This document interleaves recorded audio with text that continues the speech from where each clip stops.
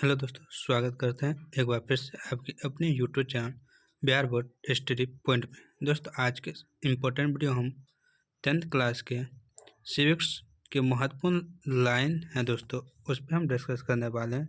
जैसा कि आप थंबनेल में देख चुके हैं कि लिखा है हैंड राइटिंग नोट्स, जो कि दोस्तों बेहतरीन है और सिविक्स का है, इससे बाहर क्वेश्चन नहीं जाएगा।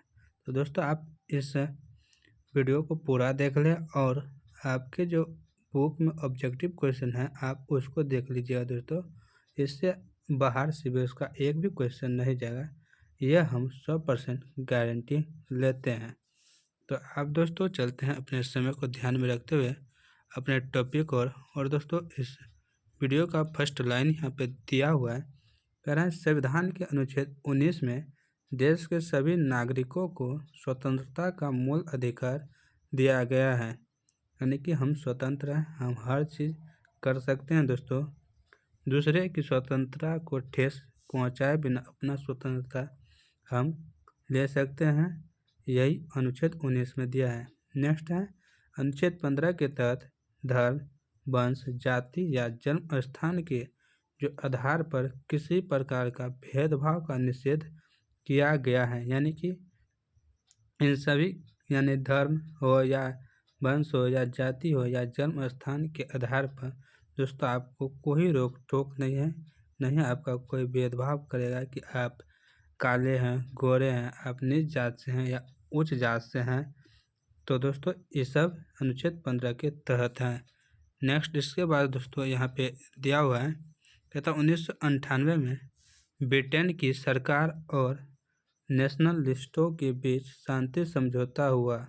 कब? 1998 में। इसके बाद है भारतीय संविधान की 8वीं अनुसूची में कुल 22 भाषाओं को रखा गया है। कितने भाषाओं को दोस्तों? तो 22 भाषाओं को दोस्तों। नेक्स्ट यानी कि इसी को दोस्तों कह रहे हैं कि यह जो 22 भाषाओं को रखा गया इसे अनुसूचित भाषाएं भी कहा जाता है। तो दोस्तों अगर यह क्वेश्चन नहीं पूछे तो दोस्तों यह क्वेश्चन ज़रूर पूछ दे कि दोस्तों 22 भाषाएं हैं, इनको और किस नाम से जानते हैं? तो अनुसूचित भाषाएं के नाम से। इसके बाद है आय के प्रमुख संसाधनों या साधनों पर जो केंद्र का क्या होता है? नियंत्रण होता है, यानी कि आय का जो प्रमुख साधन है दोस्तों उनको कौन नियंत्रित करता है? केंद्र सरकार। नेक्स्ट यहाँ पे दोस्तों दिया हुआ है, कहता है नेक्स्ट लाइन में संविधान के 2 अनुच्छेद 33 एवं 34 संघ सरकार की शक्ति के उस भाग उस स्थिति में काफ़ी बढ़ा देते हैं जब देश के किसी क्षेत्र में सैनिक शासन लागू हो।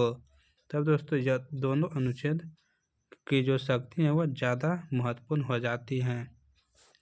चलते हैं दोस्तों नेक्स्ट क्वेश्चन की ओर, यानी नेक्स्ट लाइन यहाँ पे दोस्तों दिया हुआ है। कह रहे हैं दोस्तों कि राष्ट्रीय स्तर पर पंचायती राज प्रणाली की विविध शुरुआत बलवंत राव मेहता समिति की अनुशंसाओं के आधार पर 2 अक्टूबर 1959 ईस्वी को राजस्थान के नागौर जिले से शुरू हुई थी। कहाँ से? राजस्थान के नागौर जिले से। और दोस्तों यह 1959 में ही आंध्र प्रदेश में पंचायती राज व्यवस्था लागू हो गई थी, सबसे पहले कहाँ पे? आंध्र प्रदेश में। चलते हैं इसके बाद नेक्स्ट लाइन की ओर दोस्तों।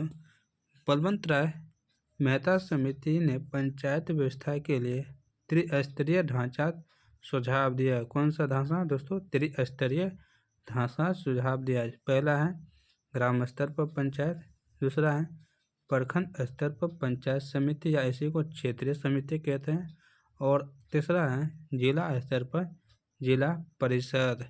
चलते हैं नेक्स्ट लाइन की ओर दोस्तों।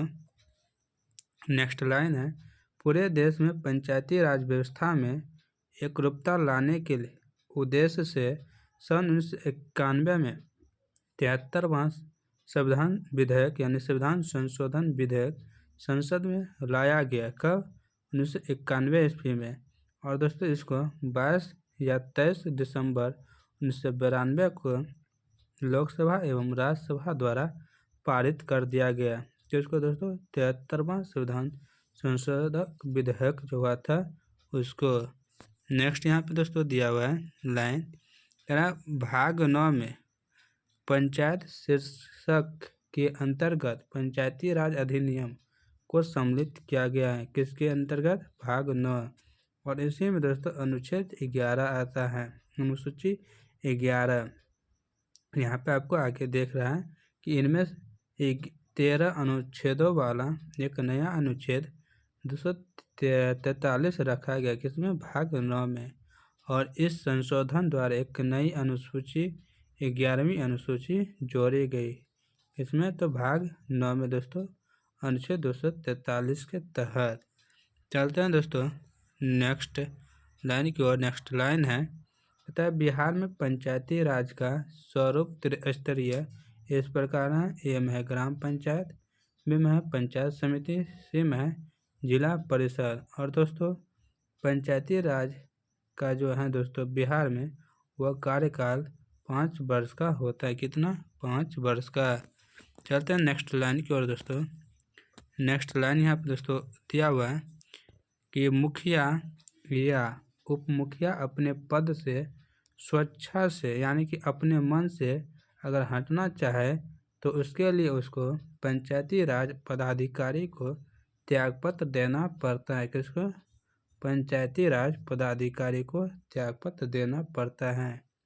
इसके बाद है ग्राम कचहरी में एक न्याय मित्र और एक न्याय सचिव होता है। इसमें ग्राम कचहरी में। नेक्स्ट लाइन है, न्याय मित्र सरपंच के कार्यों में सहयोग देता है, जबकि न्याय सचिव ग्राम कचहरी के जो कागजात होते हैं दोस्तों उसको रखता है। इसके बाद नेक्स्ट लाइन यहाँ पे दिया हुआ है, करा नगर पालिका के कार्यक्षेत्र विषय संविधान की 12वीं अनुसूची में उल्लिखित है। कहाँ पे? 12वीं अनुसूची में। इसके बाद है भारतीय संसद में 74वां संविधान संशोधन 1992 में पारित करके नगरीय शासन व्यवस्था को सर्वप्रथम संवैधानिक मान्यता प्रदान की। कब? तो 1992 में 74वां संविधान संशोधन द्वारा। नेक्स्ट लाइन यहाँ पे दोस्तों दिया हुआ है, बिहार में कोई महानगर नहीं है। इसके बाद है राज्यों में नगरों के स्थानीय शासन के लिए 3 प्रकार की स्थानीय संस्थाएं हैं। एक में नगर पंचायत, जो कि दोस्तों इनकी जनसंख्या कम से कम 12,000 से 40,000 तक होनी चाहिए। मतलब शुरू होगा 12,000 से और अंत 40,000। इसके बाद नगर परिषद 20,000 से 30,000 के बीच और नगर निगम 3 लाख से ज़्यादा। इसके बाद दोस्तों यहाँ पे दिया हुआ है नगर परिषद के 4 अंग होते हैं। एक में है नगर परिषद, में है समितियाँ, 3 है अध्यक्ष एवं उपाध्यक्ष और डी यानी 4 कार्यपालिका पदाधिकारी। तो यह नगर परिषद के अंग हुए। और दोस्तों इसके बाद यहाँ पे दिया हुआ है कि बिहार में सर्वप्रथम पटना में, कहाँ पे? तो पटना में 1952 में नगर निगम की स्थापना की गई थी। बिहार में सर्वप्रथम कहाँ पे? तो पटना में। इसके बाद नेक्स्ट लाइन यहाँ पे दोस्तों दिया हुआ है। यह सब दोस्तों महत्वपूर्ण लाइन है और सिविक्स, इसके अलावा आपको सिविक्स में कोई क्वेश्चन नहीं मिलेगा, जो कि दोस्तों हम इस नोटबुक में आपको बता रहे हैं। गरीबी हटाओ का नारा कांग्रेस ने 1971 में दिया था। कब? 1971 में। संपूर्ण क्रांति का नारा जयप्रकाश नारायण जी ने दिया था। किसका? संपूर्ण क्रांति का नारा जयप्रकाश नारायण ने 1975 में दिल्ली में आयोजित संसद मार्च का नेतृत्व किया था। किसका? संसद मार्च का। और चलते हैं दोस्तों नेक्स्ट क्वेश्चन लाइन की। तो नेक्स्ट लाइन है, कोपटा अधिनियम 2003 में लागू हुआ। कब? 2003 में। दोस्तों कोपटा का फुल फॉर्म होता है सिगरेट एंड अदर तंबाकू product act. Cigarette and other तंबाकू प्रोडक्ट एक्ट होता है कोपटा का फुल फॉर्म। नेक्स्ट है राजनीतिक दल को लोकतंत्र का प्राण कहते हैं। क्या कहते हैं? लोकतंत्र का प्राण, लाइफ ब्लड ऑफ डेमोक्रेसी। इन्हीं को दोस्तों, राजनीतिक दल को ही लोकतंत्र का स्तंभ भी कहते हैं। क्या कहते हैं? स्तंभ भी कहते हैं। नेक्स्ट लाइन है दोस्तों, कह रहे हैं कि भारतीय राष्ट्रीय कांग्रेस की स्थापना 1885 में हुई। इसके बाद है भारतीय जनता पार्टी का गठन 1980 में हुआ। इसके बाद है जनता दल यूनाइटेड जेडीयू 1999 में हुआ। इसके बाद जनता दल से विभाजित होकर दोस्तों ये हुआ था जेडीयू। नेक्स्ट है राष्ट्रीय जनता दल की स्थापना 1997 में हुआ। नेक्स्ट लाइन यहाँ पे दोस्तों दिया हुआ है और इस वीडियो का अंतिम लाइन है दोस्तों कि भारतीय लोकतंत्र के 3 अंग हैं। पहला कार्यपालिका, दूसरा विधायिका, तीसरा न्यायपालिका। तो भारतीय लोकतंत्र के 3 अंग, पहला कार्यपालिका, दूसरा विधायिका और तीसरा न्यायपालिका। तो दोस्तों आज का हमारा नोटबुक आपको कैसा लगा आप कमेंट कर जरूर से ज़रूर बताएगा और वीडियो को अंत तक देखने के लिए बहुत बहुत धन्यवाद है। तो दोस्तों मिलते हैं कल के नए नोट के साथ। तब तक आप लोग मस्त रहे, अपने लक्ष्य की तैयारी करें, अपने तैयारी बेहतरीन करें। तो आज के लिए इतना ही, मिलते हैं कल के वीडियो में। जय हिंद, जय भारत।